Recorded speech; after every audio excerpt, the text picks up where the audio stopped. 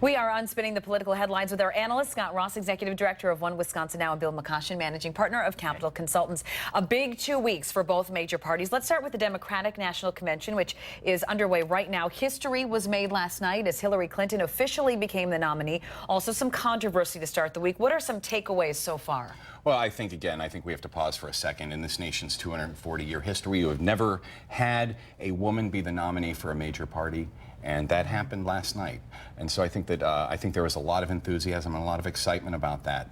I also think that just what was going on with the convention and laying out the Democratic agenda, whether it's student loan debt, fight for 15, a real positive agenda to move it wasn't a lot of Trump bashing, but it was a positive agenda to move this nation forward. And, the First Lady, talk about a speech. That's one of the all-times. And so I think that there's a lot of unity there. Did get a lot of praise. And we didn't hear a lot of mentions of Trump yesterday. Not yet. There's 2 days left to go, right? So, I think the historic nature of Hillary Clinton securing the nomination last night is going to be lost on a few things. Number one, this is a Wall Street's dream ticket. Hillary Clinton and Tim Kaine, this is their dream ticket, absolutely. And it's anathema to everything Democrats agree with.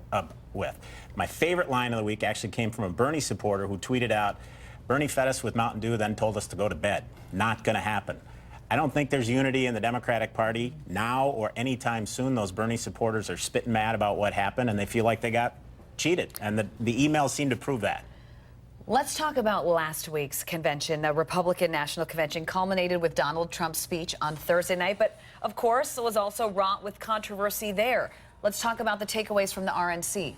Well, people called it a dark speech. The truth is, he talked to Americans who are frustrated about their security. They don't feel safe anymore.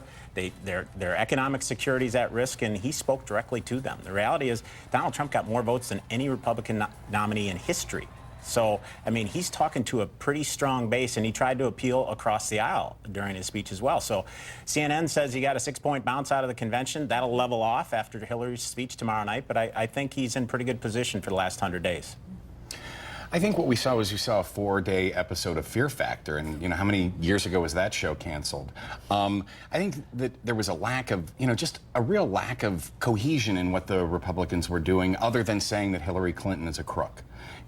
No policy. Oh wait, I'm sorry. Build the wall, and Mexico's going to pay for it. I think what you're seeing is, there were some of their best people weren't there. Former presidents.